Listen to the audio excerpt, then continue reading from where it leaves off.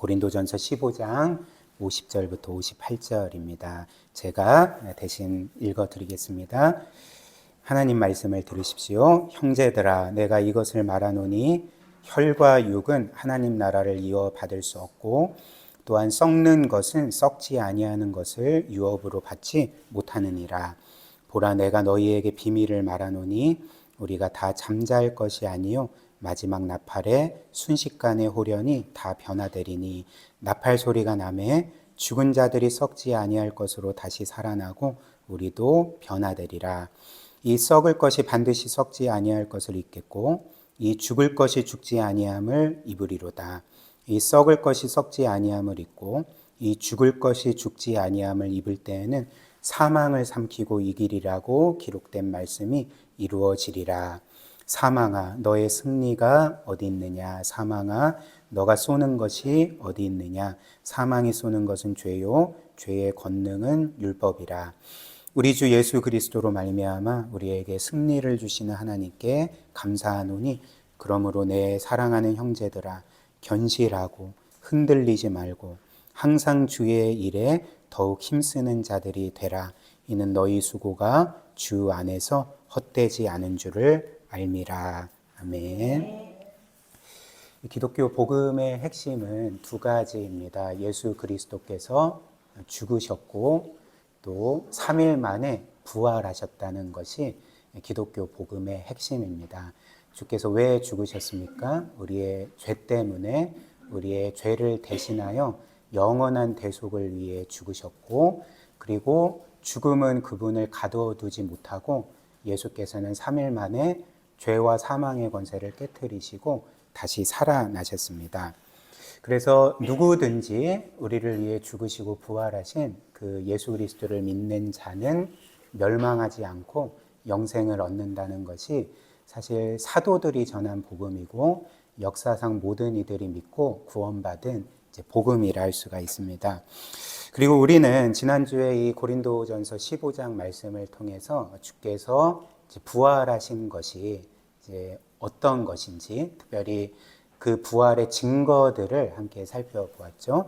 오늘은 이어서 이 고린도전서 15장 말씀을 통해서 이 부활을 계속적으로 살펴보도록 하겠습니다. 그래서 세 가지 사실을 살펴보기를 원하는데요. 첫 번째로는 이제 부활의 의미, 즉 예수 그리스도께서 부활하신 것이 우리에게 어떤 중대한 의미가 있는지를 살펴보겠습니다. 두 번째로는 이제 부활의 형태입니다.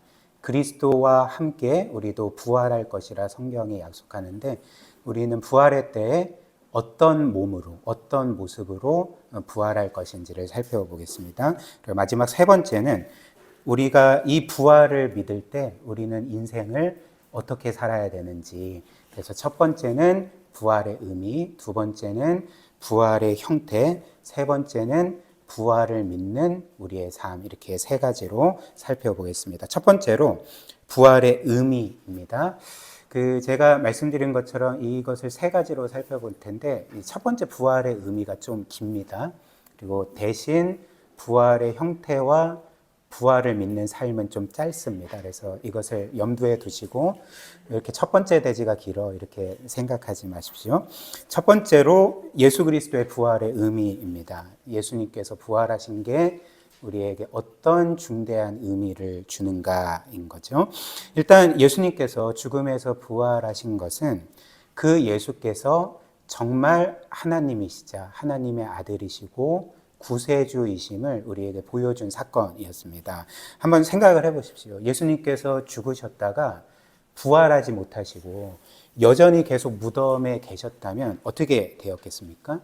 우리는 그분을 하나님과 하나님의 아들로 부를 수가 없을 것입니다. 왜냐하면 그분이 진정으로 하나님이시라면 죽음에 굴복되실 수 없기 때문에 그렇습니다. 반드시 살아나셔야 하는 거죠. 그러나 예수님은 죽음을 이기시고 부활하셨습니다. 뭘 보여줄까요? 그 예수께서 사람으로서는 우리를 위해 죽으셨지만 그분이 모든 생명의 근원이요 생명을 주관하시는 창조주이시기 때문에 그 죽음의 권세를 깨트리시고 다시 살아나셨던 거죠. 또한 예수님은 생전에 계속 자신을 가리켜서 나는 하나님의 아들이고 나는 여호와 하나님이고 너희를 구원할 수 있는 유일한 구세주다. 이제 계속적으로 말씀을 하셨습니다. 그리고 또 제자들에게 거듭거듭 말씀하신 게 뭐였냐면 얘들아 나는 죽을 거다. 나는 죽게 될 거고 그러나 3일 만에 다시 살아나서 너희에게 찾아갈 거다. 이제 거듭거듭 이렇게 말씀을 하셨습니다. 그런데 만약 예수님께서 나는 죽을 거지만 다시 살아날 거야 라고 말씀을 하셨는데 이제 그분이 실제로 죽지 않으셨습니까? 그리고 무덤에 장사되셨습니다. 근데 그분이 다시 살아나지를 않으셨던 거예요. 계속 무덤에 계셨던 것입니다. 그렇다면 이제 예수님의 제자들은 이 예수님에 대해서 어떻게 생각을 할까요? 그러니까 이렇게 생각을 하는 거죠. 아, 그래. 예수님은 참 좋은 분이셨어. 우리에게 좋은 추억을 가져다 주셨어. 그러나 예수님은 하나님이 아니셨어. 예수님께서 자신을 늘 하나님이라고 말씀하시고 또 하나님의 아들이자 우리의 구세주라고 말씀하셨는데 예수님이 그렇게 말씀하신 것은 거짓말이었거나 아니면 예수님이 뭔가 자기망상에 빠져서 그런 말씀을 하신 거였을 거야. 이제 이렇게 생각하지 않았겠습니까? 그런데 예수님은 정말 그분의 말씀대로 십자가에 못 박혀 죽임당하셨고 무덤에 장사되셨습니다. 근데 놀랍게도 그분이 하신 말씀 정확하게 성취되어서 그분은 죽음을 깨뜨리시고 다시 살아나셨던 거죠. 그리고 제자들에게 찾아가셨던 것입니다. 그렇다면 제자들이 부활하신 예수님을 만났을 때 그들이 깨달았던 게 뭐였을까요? 진짜 예수께서 하나님이셨구나. 진짜 예수께서 그분이 말씀하신 것처럼 하나님의 아들이시자 우리를 위해 죽으심으로 우리를 영원히 구속하신 유일한 구세주셨구나. 그분이 하신 모든 말씀이 진짜 사실이었구나. 이것을 확인하게 되지 않았겠습니까? 이것이 바로 예수님의 부활이 우리 모두에게 주는 첫 번째 의미입니다. 예수님은 하나님이셨고 하나님의 아들이시고 구세주시고 그분이 하신 모든 말씀이 진짜 참이라는 것을 우리에게 보여주는 거죠. 그러나 이것이 예수님의 부활이 우리에게 주는 그 전체 의미는 아닙니다. 또 하나의 의미는 무엇이냐면 이 예수님이 다시금 살아나신 이 사건은 그분이 십자가에 못 박히심으로 우리의 모든 죄값을 완전히 치르셨고 그리고 성부 하나님은 예수님께서 이루신 이 대속을 구원을 이제 완전하다. 이제 모든 것을 다 이루었다. 이렇게 인정해 주시고 받아 주심으로써 그 예수를 죽음에서 다시금 살리신 사건이 이 부활 사건이라는 거죠. 그래서 이제 쉽게 말씀드리면 그 예수님의 부활은 성부 하나님께서 그 예수님께 이렇게 선언해 주신 것과 같다는 것입니다. 그리고 우리에게 이렇게 선언해 주신 것과 같다는 거죠. 내 아들의 죽음은 죄인들을 구원하기로 했던 나의 영원한 뜻을 순종하고 이룬 의로운 죽음이다. 그리고 내 아들의 죽음으로써 너희의 모든 죄가 영원히 대속되었고 모든 죄값이 영원히 치러졌다. 따라서 내 아들의 죽음은 그를 믿는 자를 영원히 구원하기에 충분하고 이제 완성되었다. 그렇기 때문에 나는 이제 내 아들을 살린다라고 이제 선언해 주신 것과 같다는 거죠. 이해되시죠? 그렇기 때문에 성부 하나님은 그분의 외아들이 우리를 위한 모든 구원의 사역, 그분이 맡은 그 임무를 다 완수하셨을 때 성부께서는 그분을 죽음에 계속 내버려 두실 수가 없는 거죠. 그렇지 않습니까? 본인에게 순종해서 그 의로운 구원을 이루셨기 때문에 성부께서는 그분의 아들을 죽음에서 다시금 살리셨던 것입니다. 따라서 이 예수님의 부활은 단지 그분이 죽음에서 다시금 살아나신 사건을 의미하는 게 아니라 이제 우리에게는 우리의 구원이 완전하고 그리스도의 죽음으로 우리의 모든 죄값이 영원히 치러졌고 다른 속죄 제사는 더 이상 필요하지 않고 그래서 하나님께서 그 그리스도의 구원을 인정해 주시고 이게 완전하다 선언해 주신 그 선언문이라는 것입니다. 쉽게 말씀을 하자면 보증이라는 거죠. 그래서 로마서 4장 25절 한번 보십시오. 이 말씀이 이 사실을 잘 알려줍니다. 로마서 4장 25절. 예수는 우리가 범죄한 것 때문에 내줌이 되고 또한 우리를 의롭다 하시기 위하여 살아나셨느니라. 예수는 우리가 범죄한 것 때문에 내줌, 즉 십자가 죽음에 내어준 바 되었고 또한 우리를 의롭다 하시기 위해서 살아나셨느니라 이렇게 말을 하는 거죠. 그래서 이 말씀은 특별히 하반절에 보니까 예수님께서 다시금 살아나신 것은 그냥 그분이 하나님이시기 때문에 죽음을 깨뜨리시고 살아나신 게 아니라 우리와 관련해서는 우리를 의롭다 하시기 위해서 살아나셨다 이렇게 말씀을 합니다. 그리고 여기에서 우리를 의롭게 하다라는 이 단어는 헬라어 디카이오시스라는 단어인데 동사형은 디카이오라는 단어인데 이 디카이오라는 이 헬라어는 로마 시대의 법정 용어입니다. 그래서 죄인이 법정에서 판사에게 무죄 판결을 받을 뿐만 아니라 너는 죄가 없다. 알고 보니까 너는 무죄다라고 선언해 줄 뿐만 아니라 너는 의로운 사람이다라고 판결을 내리는 것을 가리켜서 디카이오, 의롭다 하다라고 이렇게 표현을 했던 것입니다. 따라서 예수님께서 우리를 의롭다 하시기 위해서 부활하셨다는 것은 뭘 의미할까요? 예수님의 부활 자체가 하나님이 우리에게 내리신 판결이라는 거죠. 최종 판결이라는 것입니다. 어떤 판결일까요? 그러니까 이런 판결인 거죠. 너희의 모든 죄는 내 아들의 죽음으로 해결되었고 그 죄값이 다 치러졌다. 그렇기 때문에 너희는 무죄다. 최종적으로 영원히 무죄고 그리고 더 나아가 내 아들이 너희를 위해 죽은 것은 내 뜻에 전적으로 순종해서 죽은 것이고 그 아들은 너희를 위해 의로움을 이뤘기 때문에 너희는 내 아들 안에서 영원히 의롭다. 이렇게 판결을 내려주신 거죠. 뭐가요? 예수 그리스도의 부활이 하나님께서 우리에게 이런 최종 판결, 너희는 무죄고 의로운 자다라고 판결을 내려주신 일종의 판결문이라는 거죠. 최종 판결문이라는 것입니다. 불행하게도 대통령이 탄핵되지 않았습니까? 그 선고문이 있지 않습니까? 지금도 남아있는 거죠. 그런 선고문, 판결문이 이 예수님의 부활 사건이라는 것입니다. 그래서 이런 이유로 오늘 고린도전서 15장 본문 말씀은 이렇게 말합니다. 17절, 18절 한번 보십시오.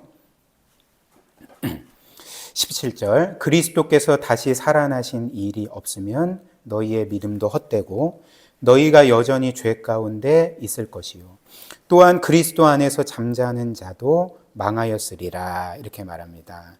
그리스도께서 부활하시지 않았다면 여전히 무덤에 계셨다면 우리의 믿음이 헛되고 너희가 여전히 죄 가운데 있을 거다 이렇게 말을 하는 거죠.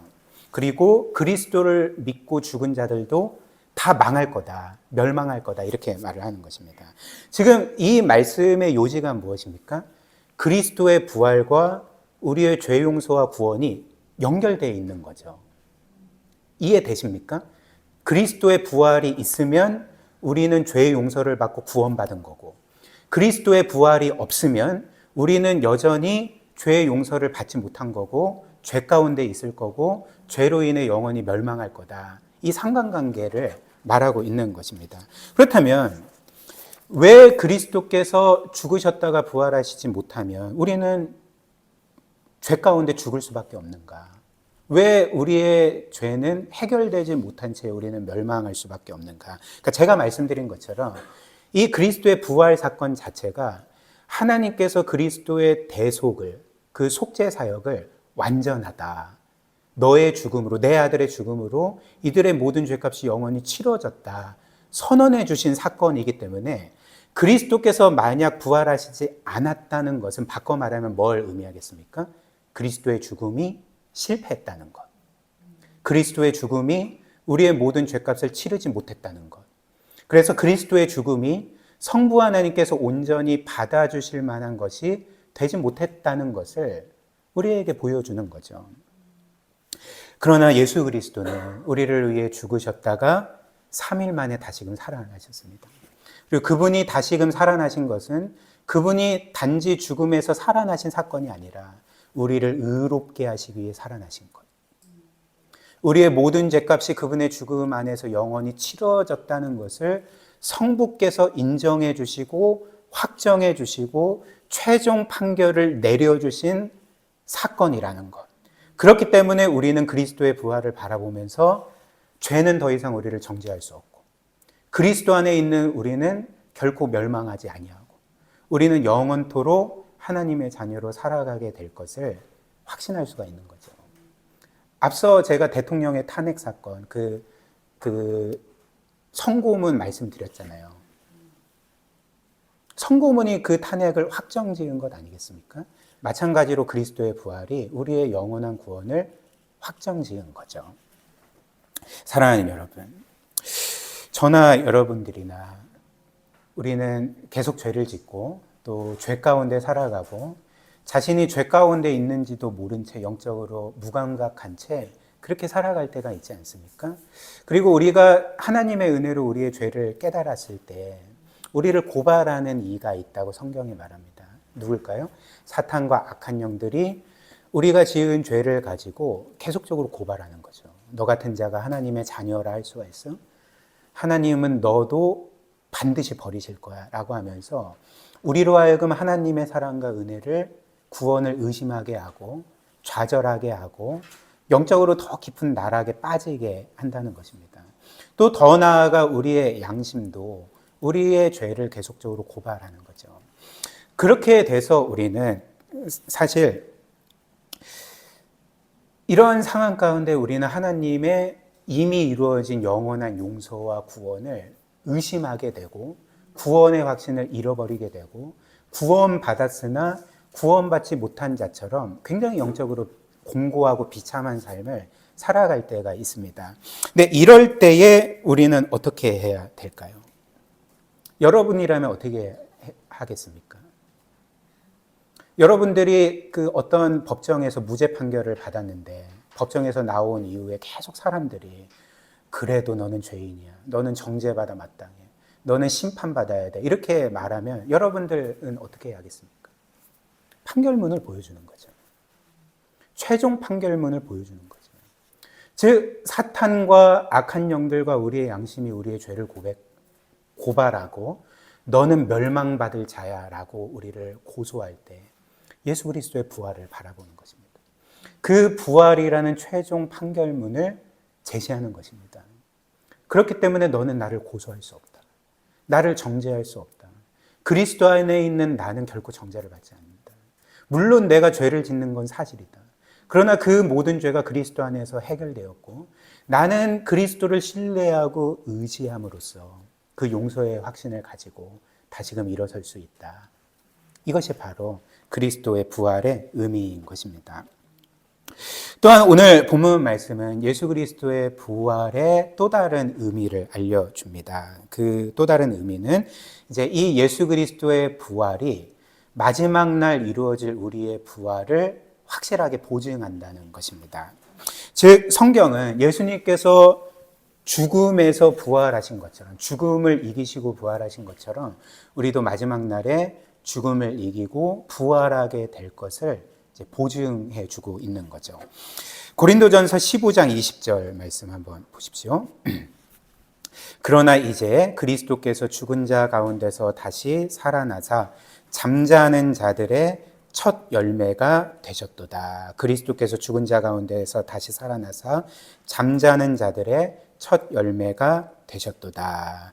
일단 이 말씀은 그리스도께서 죽음에서 부활하셨을 뿐만 아니라 잠자는 자들, 여기에서 잠자는 자들은 이제 죽은 자들을 의미합니다. 근데 어떤 죽은 자들이냐면 그리스도를 믿고 죽은 자들을 의미하는 거죠.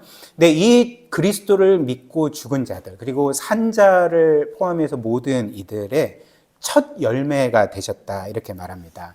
그렇다면 이는 뭘 의미할까요? 그리스도가 첫 열매라는 것은 이제 부활의 첫 열매라는 거죠. 부활의 첫 열매가 되셨다. 이렇게 말합니다. 그리고 그리스도께서 우리의 부활의 첫 열매가 되셨다는 것은 그분이 순서상 첫 번째로 부활하셨다는 것만을 의미하지 않습니다. 물론 그것도 의미하지만 그리스도께서 부활의 첫 열매라는 것은 순번상 첫 번째로 부활하셨다는 의미보다는 그 이스라엘 그 문화의 맥락에서 이 첫 열매라는 것은 순번상 첫 번째 열매일 뿐만 아니라 이후의 모든 열매가 반드시 맺힐 것이라는 것을 보증하는 것으로서의 그 첫 열매를 의미합니다. 그래서 이스라엘 그 농경 사회에서 첫 열매가 맺히면 반드시 이후의 열매들도 맺힙니다. 그리고 첫 열매가 좋으면 이후의 열매들은 어떻게 될까요? 반드시 좋은 열매로 맺히게 되는 거죠. 이게 이제 첫 열매가 상징하는 바였습니다. 그렇다면 그리스도께서 우리 모든 사람들의 부활의 첫 열매라는 것은 이제 뭘 의미하겠습니까? 그리스도께서 부활하신 것처럼 우리도 반드시 부활하게 된다는 것. 그리스도께서 죽음을 이기신 것처럼 우리도 죽음을 영원히 이기게 된다는 것. 그리고 그리스도께서 부활하실 때 영광스러운 모습으로 부활하신 것처럼 우리도 그분과 똑같이 품질이 똑같으니까 영광스러운 모습으로 부활할 것이라는 것을 보증하는 것이 그리스도께서 부활의 첫 열매가 되셨다. 이 말씀의 의미인 것입니다. 그래서 고린도전서 15장 21절부터 26절 한번 보십시오. 21절입니다.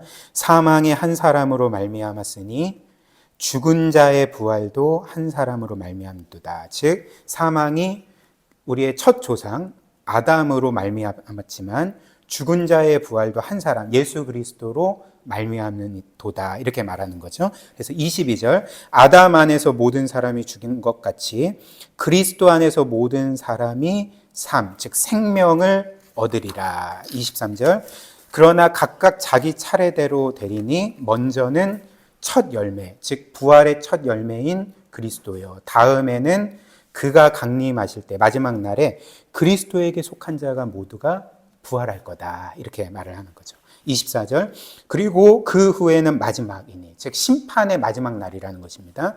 그래서 그가 예수 그리스도가 모든 통치와 모든 권세와 능력을 멸하시고 악한 영들을 멸하시고 나라를 아버지 하나님께 바칠 것이다. 그가 모든 원수를 그 발 아래에 둘 때까지 반드시 왕노릇 하시리니 맨 나중에 멸망받을 원수는 사망이니라. 이렇게 말씀을 하는 것입니다.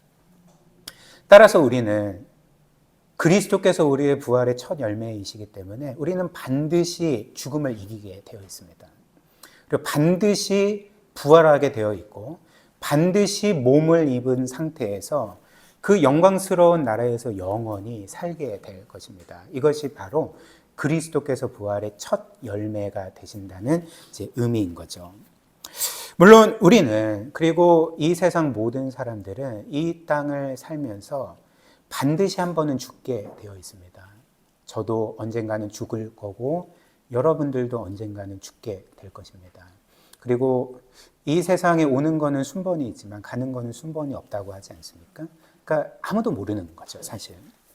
그리고 이 땅에서 죽음이라는 것은 사실 여전히 모든 사람들에게 지상 최대의 적인 거죠. 왜 지상 최대의 적일까요? 왜냐하면 이 땅에서 우리가 겪는 죽음이라는 것은 우리가 우리의 인생에서 가장 소중히 여기고 가치 있게 여기고 우리가 사랑하고 아끼는 모든 것들을 한순간에 빼앗아 가기 때문에 그렇습니다. 한번 생각을 해보십시오. 이 세상 누구도 그가 죽을 때에 자신이 평생 이룬 것들, 자신이 평생 얻은 것들을 빼앗기지 않을 사람이 있겠습니까? 그것을 지킬 수 있는 사람이 있습니까? 그렇지 않습니다. 이 세상의 가장 높은 왕이라 할지라도 가장 부유한 CEO나 그 갑부라 할지라도 죽음 앞에서 자신의 모든 것들을 내어놓아야 됩니다.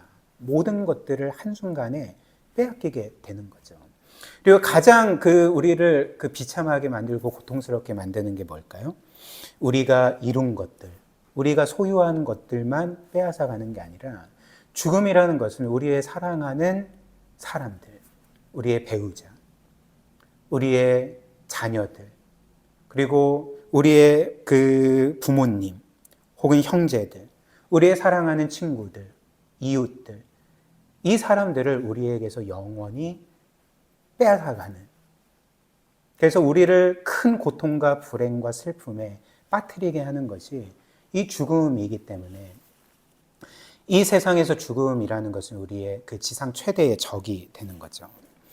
따라서 누구도 이 죽음을 막을 수가 없고 이 죽음을 이길 수가 없습니다.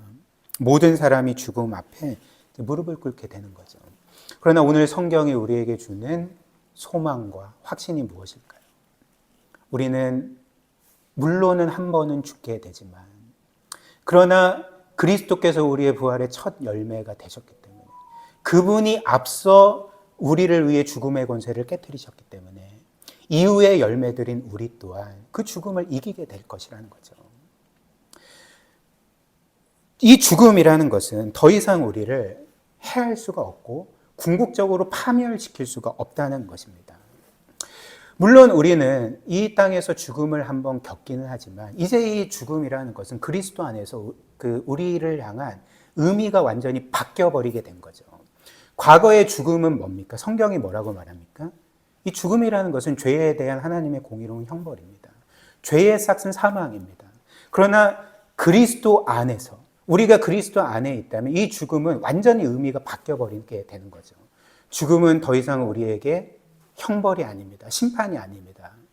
우리가 죽긴 하지만 이 죽음이라는 것은 그 죽음이라는 찰나의 순간을 지나서 그 영원한 나라에 들어가고 우리를 사랑하신 하나님 품에 안기고 영원한 그 기쁨과 복을 누리게끔 하는 그 역할들을 하는 찰나의 순간으로 바뀌게 된다는 거죠.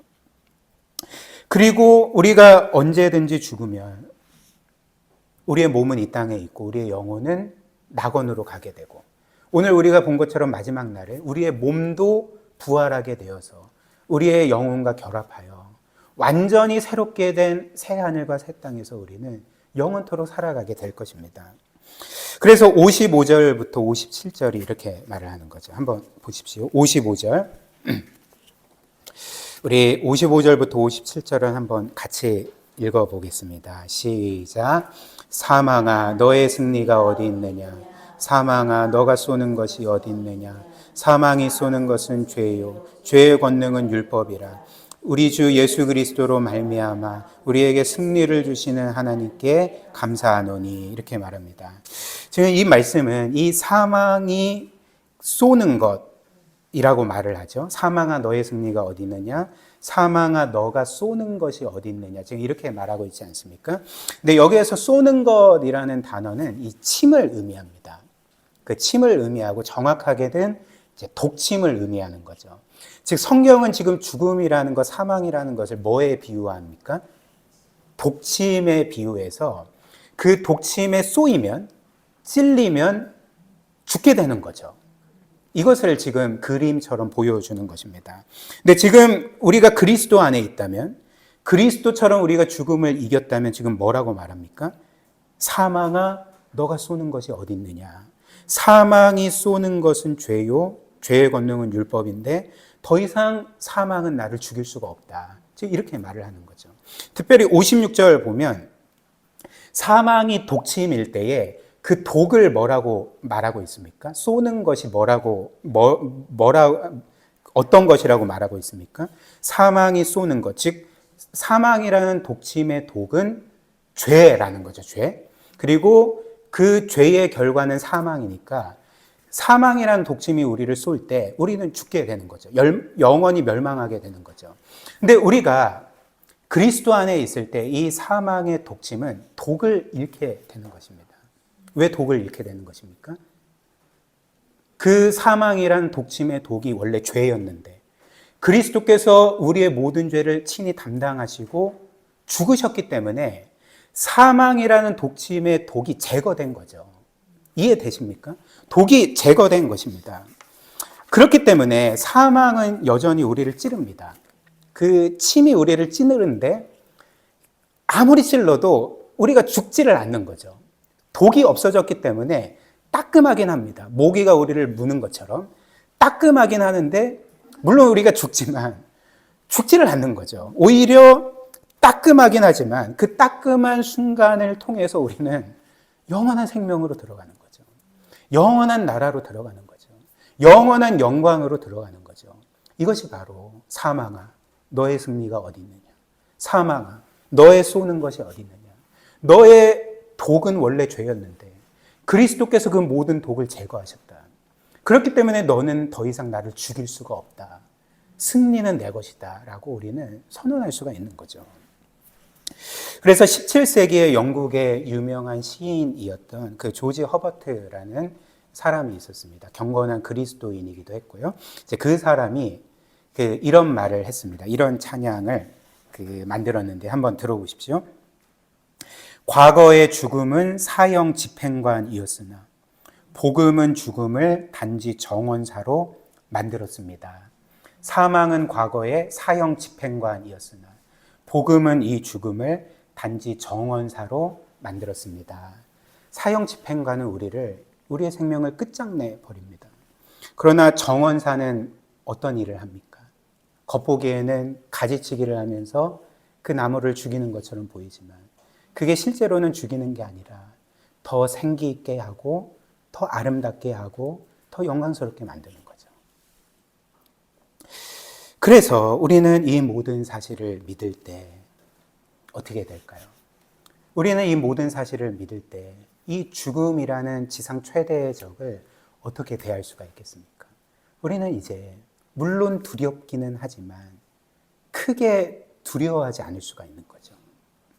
우리는 그 죽음 앞에 서서 그 죽음을 어떤 의미에서는 비웃을 수가 있는 것입니다. 너의 승리가 어딨냐? 너의 쏘는 것이 어딨냐? 우리는 이 죽음이라는 것 앞에 담대할 수 있고 영생의 소망을 갖고 그 죽음을 이길 수가 있는 거죠. 여러분들이 아시다시피 저는 그 과거에 꽤 큰 교회에서 사역을 했습니다. 거의 아이들까지 포함하면 거의 5,000명 정도 매주 예배를 드리는 굉장히 큰 교회여서 사실 제가 교구 사역자로 사역을 할 때 매달 2번 내지 3번, 많으면 4번, 5번도 그렇게 돌아가신 성도님들과 또 성도님들의 가족의 장례를 늘 집전을 해야 했습니다.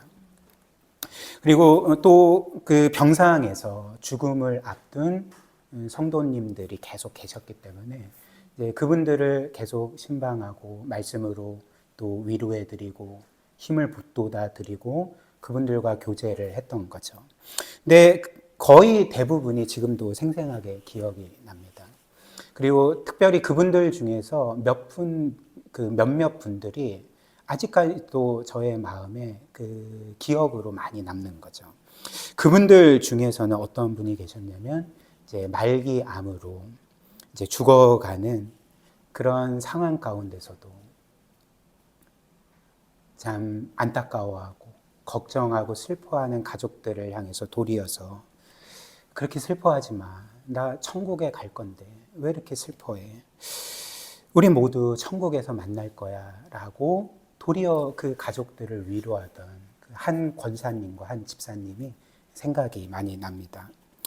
또한 2년 전에 제가 사역을 할 때 저를 굉장히 아껴주시고 사랑해주신 한 장로님이 계셨습니다. 그 장로님은 거의 평생 경조부라는 부서가 있는데 어떤 부서냐면 성도들이 돌아가시거나 그의 가족이 돌아가실 때 장례 절차 전체에 함께해서 돕고 섬기는 사역을 하는 것이 이제 경조부 그리고 그 부원들이셨습니다. 근데 평생 그렇게 장례 가운데 성도들을 위로하고 또 그들을 섬기시던 장로님이셨는데 2년 전에 말기암으로 이제 죽음을 앞두고 계시다는 소식을 듣고 제가 긴급히 서울로 가서 그분을 찾아뵌 적이 있습니다. 근데 그 장로님께서 이제 호스피스 병동에서 퇴원을 하고 이제 집에서 이제 죽음을 기다리고 계셨는데 아침에 찾아뵀거든요. 근데 그분이 잠에서 깨고 저를 보시고 웃으시면서 이런 말씀을 하시더라고요. 그러니까 좀 농담처럼 이제 이런 말씀을 하신 게 지금도 기억이 납니다. 목사님, 오늘 아침에 제가 잠에서 깨어났을 때 내가 반드시 천국에 있어야 되는데 천국이 아니었다고. 그래서 너무 실망이 되었습니다. 나는 오늘이라도 그 천국에 가기를 계속 기도하고 있는데 하나님께서 왜 나를 빨리 안 데려가시는지 모르겠습니다 하면서 심각하게가 아니라 이렇게 웃으시면서 말씀하신 게 제 기억이 많이 남습니다. 그렇다면 이 세상 사람들이 모두 죽음을 두려워할 때, 끝까지 죽지 않으려고 몸부림칠 때 어떤 사람들은 이렇게 죽음 앞에서 담대하고 평온하고 도리어 슬퍼하는 가족들을 위로할 수가 있겠습니까?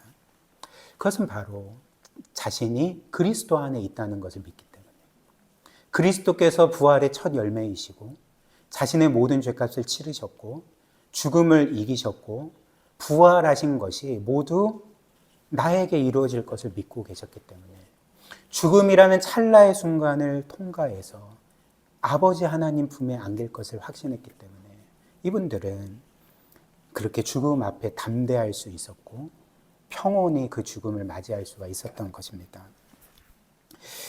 팀켈러 목사님의 예화 하나를 들려드리겠습니다. 그 팀켈러 목사님 돌아가셨죠. 2년 전에 돌아가셨는데 그 목사님 생전에 가끔씩 악몽 하나를 꾸셨는데 그 목사님의 사모님이 돌아가시는 악몽을 가끔씩 꾸셨다고 합니다. 그래서 그때마다 이제 꿈속에서 굉장한 고통을 겪으면서 막 슬퍼하고 눈물 흘리면서 이제 잠에서 딱 깨는 거죠. 딱 잠에서 깨면 꿈이었구나. 이제 안도를 하는 것입니다. 즉, 팀켈러 목사님이 꿈에서 사모님이 죽음으로써 겪은 그 모든 고통과 그 비참함이 잠에서 깨므로써 모두가 취소가 된 거죠. 사모님의 죽음도 취소가 되고 그로 인해 겪은 고통과 비참함과 불행이 다 취소가 되는 것이죠.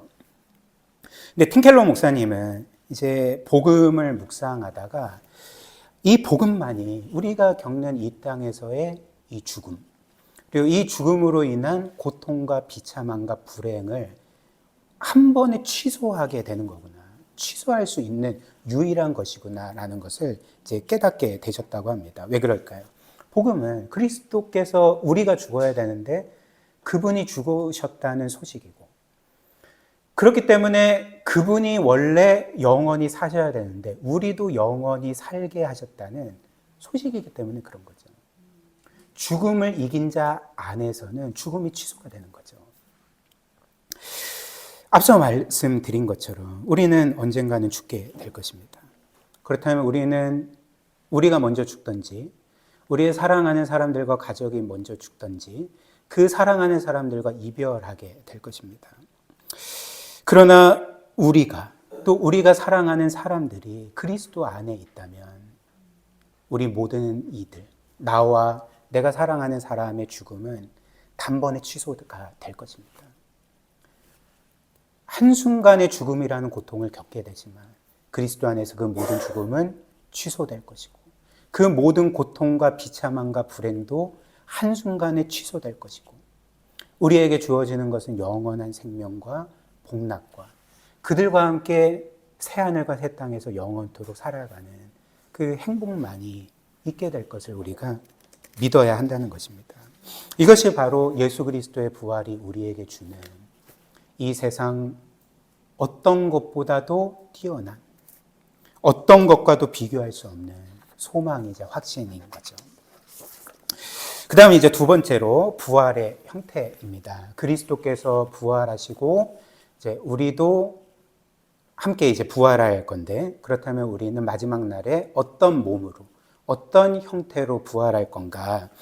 일단 우리는 예수 그리스도께서 첫 열매이시기 때문에 그분이 영광스럽게 부활하신 것처럼 우리도 영광스럽게 부활할 것입니다. 42절부터 44절 한번 보십시오.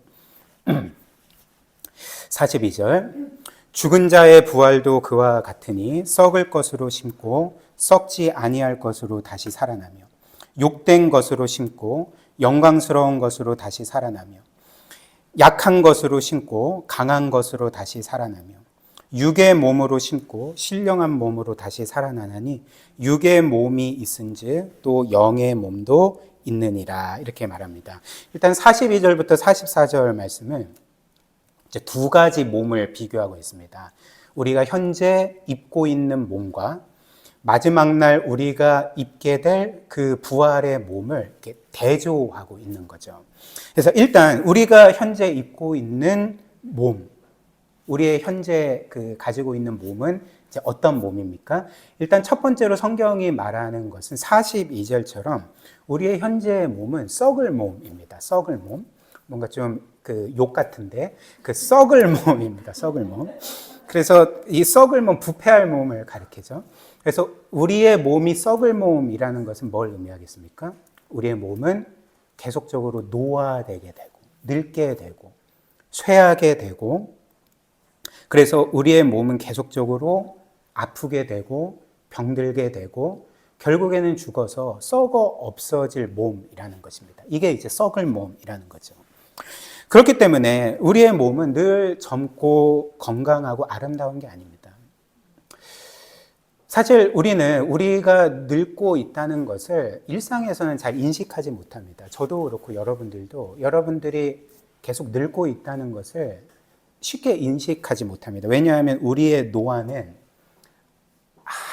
아주 천천히 진행되기 때문에 사실 그게 잘 인지가 안 되는 거죠. 근데 우리가 늙었다는 것을 언제 어떻게 인지하게 될까요?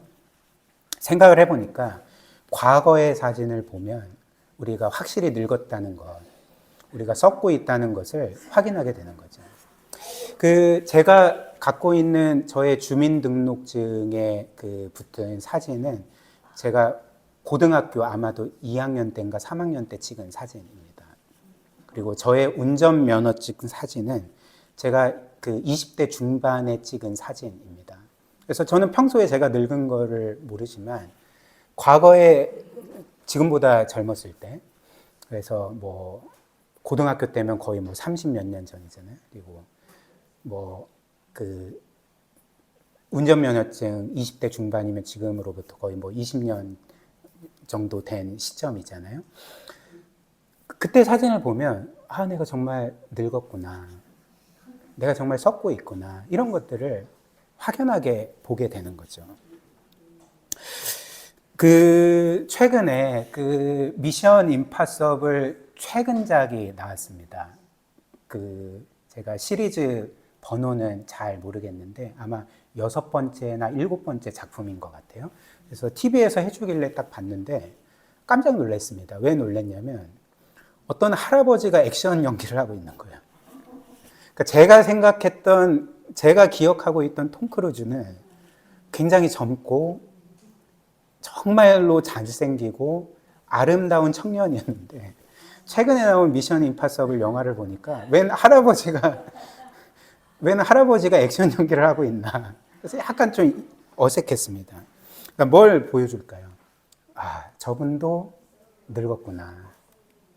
저분도 세월의 흔적을 감출 수가 없는 거구나. 세월을 거스를 수가 없는 거구나. 그러니까 이런 것들을 깨닫지 않습니까? 이런 이유로 우리의 몸은 썩을 몸이고, 그렇기 때문에 우리의 몸은 43절처럼 욕된 몸입니다. 즉 우리 원래의 아름다움을 잃은 수치스러운 몸이고, 그리고 약한 몸인 거죠. 그러나 우리는 어떤 몸으로 부활하게 될까요? 42절과 43절 한번 다시 보십시오.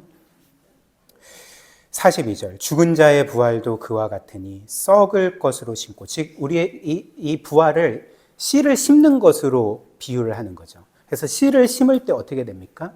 그 씨가 죽음으로써 생명이 탄생하는 거죠. 새로운 개체가 생겨나게 되는 것 아닙니까?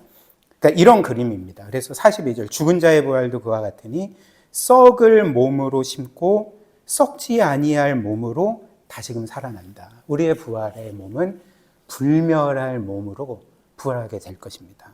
그리고 43절, 욕된 것, 즉 수치스러운 몸으로 심고 영광스러운 몸으로 다시금 살아난다. 우리의 몸은 찬란한 빛을 발하는 영광스러운 몸으로 그렇게 부활하게 될 것입니다. 또 하반절, 약한 것으로 심고 강한 몸으로 다시금 살아난다. 우리의 몸은 더 이상 쇠약해지고 이곳저곳 아파지고 병들게 되는 그런 몸이 아니라 우리는 강한 몸, 어떤 것도 행할 수 있는 몸으로 부활하게 된다는 거죠. 또한 우리는 불멸의 몸, 영광스러운 몸, 또 강한 몸으로 부활할 뿐만 아니라 우리는 영적인 몸으로 부활한다라고 오늘 성경이 말합니다. 44절 한번 보십시오. 육의 몸, 즉 현재 우리의 육의 몸으로 심고 신령한 몸, 여기에서 신령한 몸이 영적인 몸을 의미합니다. 영적인 몸으로 다시금 살아나니 육의 몸이 있은즉 또 영의 몸도 있느니라. 그래서 이 영적인 몸이라는 것은 뭘 의미할까요? 그러니까 물질을 초월하는, 예수 그리스도처럼 그분의 부활할 몸처럼 시공간을 초월하는, 우리는 정확히 알 수 없지만 그런 영광스러운 몸으로 우리가 부활하게 될 것을 우리에게 알려주는 거죠. 그리고 이처럼 우리가 부활할 때 예수 그리스도의 이런 영광스럽고 강하고 불멸의 몸이고 영적인 몸으로 부활하게 될 것이라는 것은 성경이 우리에게 보증해 주는 사실입니다. 빌립보서 3장 21절 보면 이렇게 말하기 때문에 그런 거죠. 그는, 즉 예수 그리스도는 만물을 자기에게 복종하게 하실 수 있는 자의 역사로 우리의 낮은 몸, 현재의 몸을 어떤 몸으로 변하게 하신다고 합니까? 자기의 영광의 몸의 형체와 같이 변하게 하실 거다, 이렇게 말을 하는 것입니다. 저는 이 말씀을 묵상할 때마다 이제 개인적으로 마지막 날에 내가 그리스도처럼 영광스러운 몸, 강한 몸, 시공간을 초월하는 영적인 몸으로 부활하게 되면 하고 싶은 일이 하나 있다. 저에게는 버킷리스트가 하나 있습니다. 그게 뭔지 아십니까? 그게 뭐냐면 저는 이제 마지막 날 부활하면 저는 빛의 속도로 우주 공간을 날아다니면서 우주 여행을 하고 싶습니다. 물론 이게 이단은 아닙니다. 분명히 성경적인 근거가 있습니다. 그래서 저는 이 부활한 몸으로서 빛의 속도로 우주 공간을 날아다니거나 예수님처럼 순간 이동을 하면서 이 행성 저 행성 다니면서 하나님께서 창조하신 그 아름다운 우주, 그 영광을 직접 보고 싶은 거죠. 이런 거는 허황된 꿈이 아닙니다. 왜냐하면 오늘 성경이 우리가 그리스도처럼 부활할 거라고 말씀했기 때문에, 그리스도처럼 영적인 몸이고 영광스러운 몸으로 부활할 거라 그렇게 약속했기 때문에 우리는 얼마든지 이런 꿈을 꿀 수 있고 소망을 품을 수가 있는 거죠. 또다시 팀켈러 목사님의 예 하나만 말씀드리겠습니다. 팀켈러 목사님의 친구였던 앨런 티벨스라는 분이 계셨는데, 이 앨런은 불행하게도 20대 때, 사실 이분은 굉장히 운동도 좋아하고 굉장히 운동을 잘하고 낙천적이고 활발하게 살아가던 분이었는데, 불행하게도 20대 때 큰 사고를 당해서 목이 부러지셨다고 합니다. 그래서 사지마비가 되어서 20대 이후로 평생 이제 휠체어에 의지한 그런 삶을 사셨던 거죠.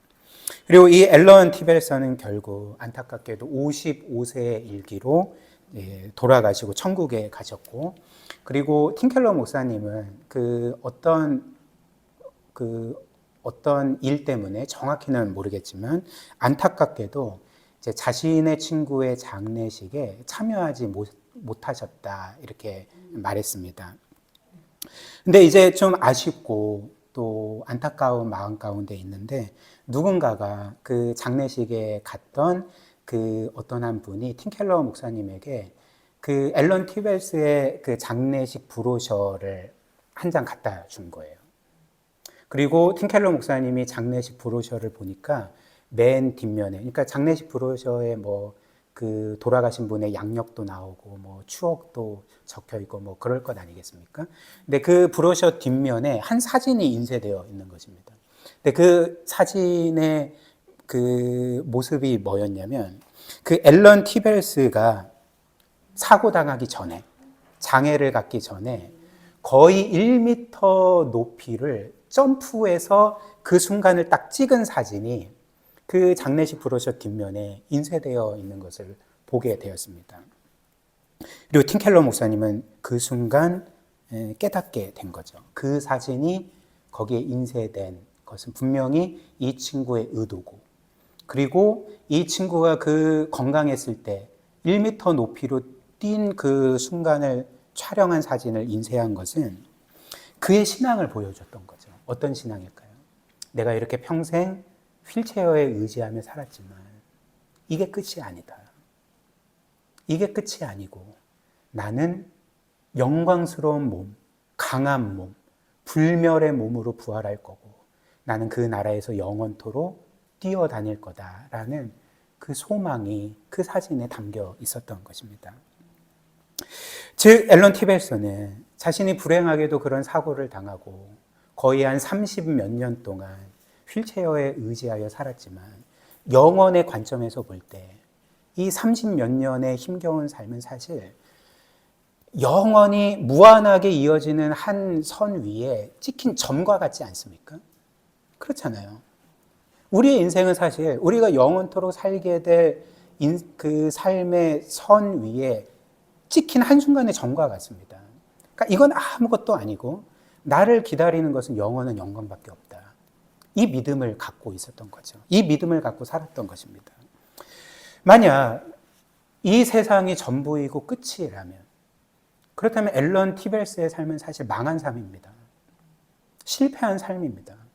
불행한 삶입니다. 되돌릴 수가 없습니다. 그러나 이 세상이 끝이 아닌 거죠. 이 세상이 전부가 아닌 거죠. 이런 이유로 팀켈러 목사님은 그 사진을 보면서 이제 이렇게 말을 했다고 합니다. 내 친구 앨런 티벨스는 지금 낙원에서 영혼으로 뛰고 있을 거고 마지막 부활할 때는 부활한 영광의 몸으로 마음껏 뛰어다닐 거다. 이렇게 말을 했습니다. 마지막 세 번째로, 그렇다면 우리는 이 모든 부활을 믿는 사람으로서 우리의 인생을 어떻게 살아야 되는가? 사도 바울은 이 모든 부활에 대한 말씀의 결론을 이렇게 내립니다. 57절, 58절 한번 보십시오. 우리 이것도 같이 한번 읽어보겠습니다. 57절, 58절 시작. 우리 주 예수 그리스도로 말미암아 우리에게 승리를 주시는 하나님께 감사하노니 그러므로 내 사랑하는 형제들아 견실하며 흔들리지 말고 항상 주의 일에 더욱 힘쓰는 자들이 되라. 이는 너희 수고가 주 안에서 헛되지 않은 줄을 알미라. 성경은 우리가 이 모든 부활의 사실을 정말 믿는다면 결론으로서 어떤 것을 촉구합니까? 58절처럼 너희가 부활을 믿는다면 너희는 견실하고 흔들리지 말며 항상 주의 일에 더욱 힘쓰는 자들이 되라. 이렇게 말을 하는 거죠. 왜 그럴까요? 왜 우리가 부활을 믿으면 우리는 견실하고 흔들리지 말며 항상 주의 일에 힘쓰는 자들이 되어야 합니까? 제가 앞서 말씀드린 것처럼 이 세상이 전부가 아니기 때문에 그렇습니다. 이 세상이 끝이 아니기 때문에 그렇습니다. 사실 우리가 이 세상에서 뭐 80살을 살든 100세까지 살든 간에 우리가 최대한 살 수 있는 인생의 기한은 우리가 살아갈 영원한 삶이라는 그 직선 위에 찍힌 한 점에 불과합니다. 한 점에 불과합니다.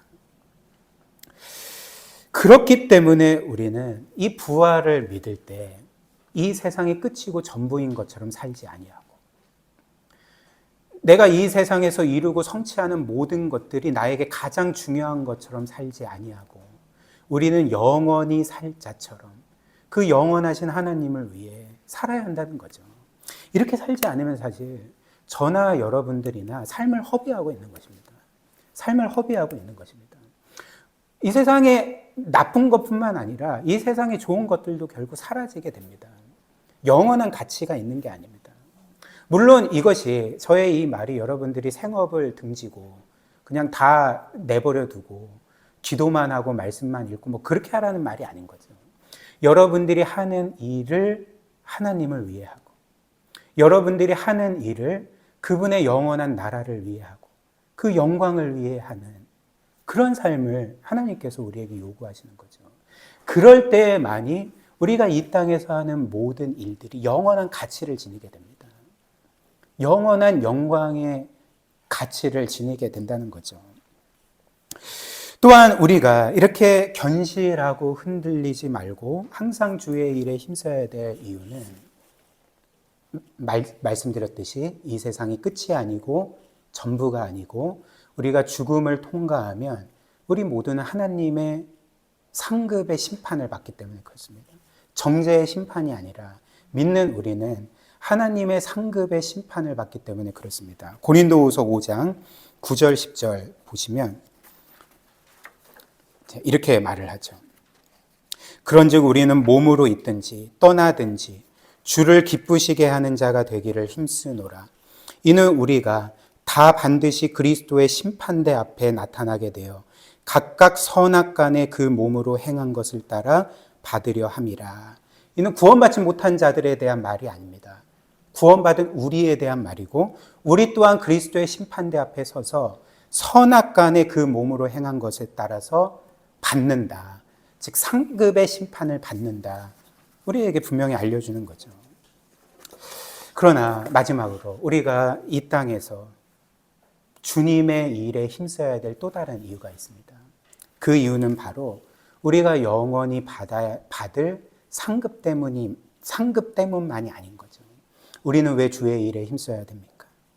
주님께서 이 땅에 사실 동안 우리의 일을 위해서 힘쓰셨기 때문에, 우리를 위하여 그분이 사셨기 때문에, 우리를 위해 헌신하고 희생하셨기 때문에, 그리고 우리를 위해 자신의 생명을 내어주심으로 우리를 영원히 구원하시고 이 모든 영원한 영광을 주셨기 때문에 우리는 단지 주님께 순종하는 것이, 그분이 우리의 창조주이시기 때문에 순종하는 게 아니라 그분이 우리의 구세주이시기 때문에 우리가 그분께 순종을 해야 되는 거죠.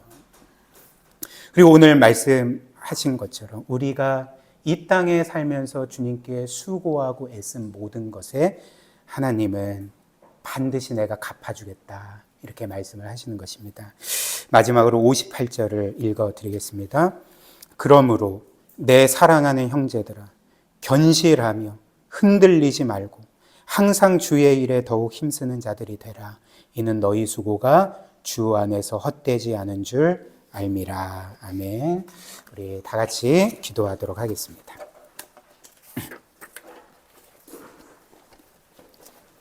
이제 우리 오늘 들은 말씀 생각하면서 함께 기도하기를 원하는데요. 참 얼마나 놀라운 말씀입니까? 그리스도께서 우리를 위해 죽으시고 부활하심으로 우리의 부활의 첫 열매가 되셨습니다. 그렇기 때문에 우리는 한 번은 죽기는 하지만 그 죽음은 우리를 해할 수가 없습니다. 그 죽음이라는 독침의 독이 제거되었습니다. 오히려 우리는 따끔한 순간의 고통을 겪게 되겠지만 그 찰나의 순간을 통해 우리는 영원한 나라에 들어가게 될 것입니다. 이것을 믿는 우리에게 너희는 견실하고 흔들리지 말고 항상 주의 일에 힘쓰라. 이 땅에서 먹고 마시든지 무슨 일을 하든지 하나님의 영광을 위해서 너희가 하는 모든 일에 영원한 가치가 있게 하라 라고 말씀하십니다. 우리가 이런 삶을 살아가게 해달라고 우리 함께 기도하도록 하겠습니다.